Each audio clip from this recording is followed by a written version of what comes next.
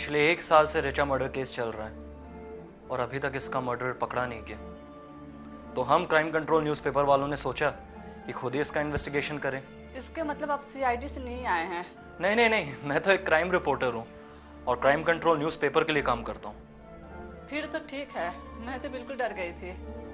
आप मुझे अपना दोस्त ही समझिए और जो कुछ भी आप सच सच जानती हैं मुझे सब कुछ साफ साफ बता दीजिए, ताकि शायद हम पुलिस की मदद कर सकें असली मर्डर पकड़ने में। तो क्या मैं अपने दोस्त का नाम जान सकती हूँ? मेरा नाम है मैक्सिम बोस। आप मुझसे क्या जानना चाहते हैं? जिस रात ऋचा का मर्डर हुआ, क्या उस रात तुमने अली को कॉल किया था? जी हाँ, किया था। तुमसे बात करने के तुरंत बाद अली ने अमृता को फ़ोन किया, तो तुमने अली से ऐसा क्या कहा था कि उसे तुरंत अमृता को फ़ोन करना पड़ा, जबकि दोनों के बीच में 1 महीने से कोई बातचीत नहीं हुई? अमृता अली से बात करना चाहती थी, लेकिन उसकी मोबाइल की आउटगोइंग बंद थी। अली से फ़ोन करके कहूँ कि वो अमृता को फ़ोन करे। उस समय रात के कितने बजे थे? रात के 12:40 बजे थे। इतनी रात तक तुम दोनों साथ में क्या कर रहे थे? दरअसल हम दोनों साथ में ही रहते हैं। कहाँ पे रहते हो? हम पीजी रहते हैं, मलार वेस्ट में, मलवानी 5 विकेट के पास। फ़ोन पर अमृता और अली के बीच में क्या बात हुई?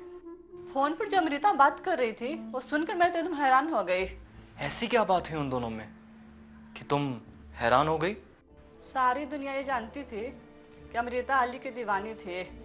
जब से अली की दोस्ती ऋचा से हुई, तब से अमृता को अवॉइड कर रहा था। इस बात को लेकर अमृता रोज़ मेरी दिमाग खाती थी। वो तो ठीक है, लेकिन फ़ोन पर क्या बात हुई? फ़ोन पर अमृता अजीब सी बातें कर रही थी।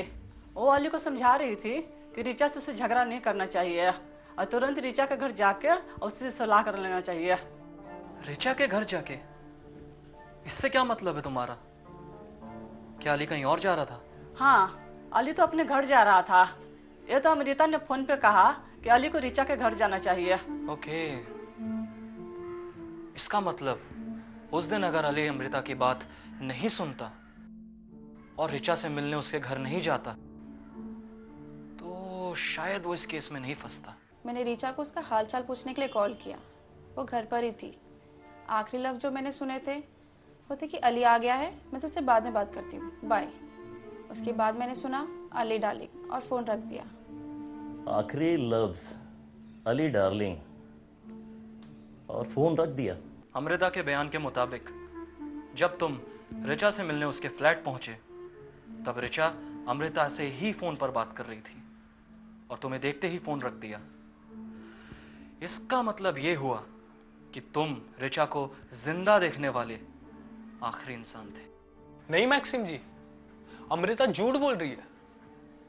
जब मैं घर पहुंचा तो ऋचा सो रही थी। सर, मैं राजू शेट्टी के बार में रोजाना शराब पीने जाया करता था। वही मेरी मुलाकात अमृता से हुई और मेरी उससे दोस्ती हो गई। लेकिन वो मुझसे कुछ ज्यादा ही उम्मीद कर रही थी, लेकिन मैं उसमें इंटरेस्टेड नहीं था। मैं उसी बार में काम करने वाली ऋचा से प्यार करता था और ये बात अमृता को बर्दाश्त नहीं हुई। अच्छा अच्छा अच्छा, इसका मतलब ऋचा भी उस बार में काम करती थी? पर मुझे तो पता था कि वो एक एक्ट्रेस थी। मैक्सिम जी, अली सच कह रहा है। ऋचा पहले बार में काम करती थी, लेकिन वो खूबसूरत एक टैलेंट लड़की थी। इसलिए जब उसको सीरियल में काम मिला तो अली को अपना मैनेजर बना लिया और बार में काम उसने छोड़ दिया। इस बात को लेकर अमृता और भी वो दोनों से चिढ़ गई।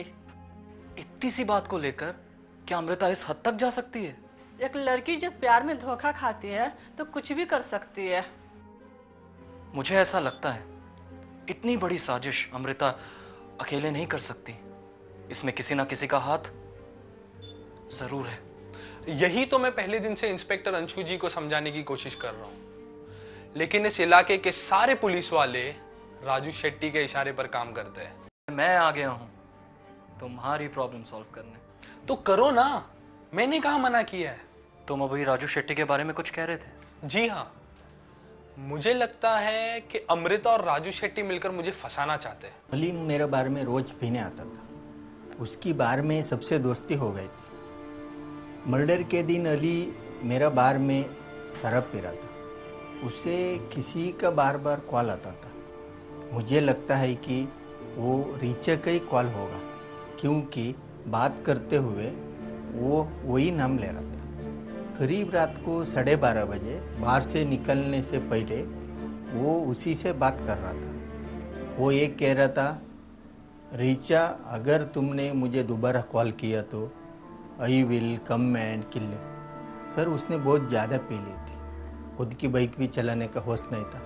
हमने रिक्शा में बिठा दिया था। राजू शेट्टी ने पुलिस को झूठा बयान दिया है मुझे फंसाने के लिए। मुझे पता है राजू शेट्टी ने झूठा बयान दिया, लेकिन वो तुम्हें फंसाना क्यों चाहता है? दरअसल रिचा राजू शेट्टी के बार में काम करती थी और राजू शेट्टी उसकी खूबसूरती का दीवाना था।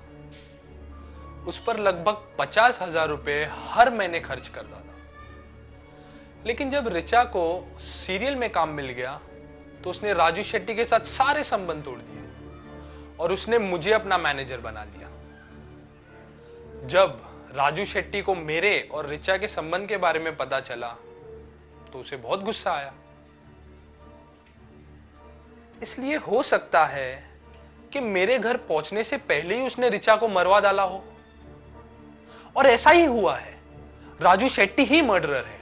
अली, तुम इतनी शराब क्यों पीते हो कि अपनी गाड़ी भी ना चला सको? दरअसल उस दिन रात के 12:30 बज रहे थे। जब मैं बार से बाहर निकलकर अपनी बाइक के पास पहुंचा तो देखा कि मेरी बाइक का पिछला टायर पंक्चर था। और ये बात जब मैंने राजू शेट्टी को बताई तो उसने मुझे रिक्शा से भिजवाया। मैं पिछले 5 साल से राजू शेट्टी के बार में जाया करता हूं, मगर आज तक मेरी बाइक पंक्चर नहीं हुई। उसी दिन मेरी बाइक पंक्चर क्यों मिली? कहीं इसके पीछे राजू शेट्टी की तो साजिश नहीं? कहीं राजू शेट्टी अली को फंसाना तो नहीं चाहता? आप राजू शेट्टी को सब बातों से दूर ही रखिए। लेकिन मेरी इन्वेस्टिगेशन इसी ओर इशारा करती है कि इस साजिश के पीछे राजू शेट्टी का ही हाथ है। लेकिन मेरा दिल कहता है कोई ऐसे नहीं कर सकते। क्यों? मैक्स, तुम इस केस की ज्यादा गहराई में मत जाओ, इसी में तुम्हारी भलाई है। आप मुझे धमकी दे रही हैं? नहीं, समझा रही हूँ। क्योंकि जब लड़की किसी के प्यार में पागल होती है तो उसे बचाने के लिए कुछ भी कर सकती है, कुछ भी। रिचा तो तुम्हारी भी दोस्त थी, क्या तुम नहीं चाहती कि उसके मर्डरर को सजा हो? हाँ, रिचा मेरी दोस्त थी, लेकिन राजू शेट्टी मेरा प्यार। उस दिन मैंने रेनू पे जाहिर नहीं होने दिया, लेकिन सच कहूं तो मैं अंदर से बहुत डर गया था। और मैं जानता हूं इस केस की गहराई में जाने में रेनू मेरी बहुत मदद कर सकती है। तो आप लोगों को क्या लगता है, क्या मुझे दोबारा रेनू के पास जाना चाहिए? अगर जाना चाहिए तो एसएमएस कीजिए यस, और अगर नहीं जाना चाहिए तो एसएमएस कीजिए no. SMS your right answer on 98212 88400. The lucky winner will get an opportunity to do a free film direction cum script writing course at Montage Film and Television Academy, Mumbai.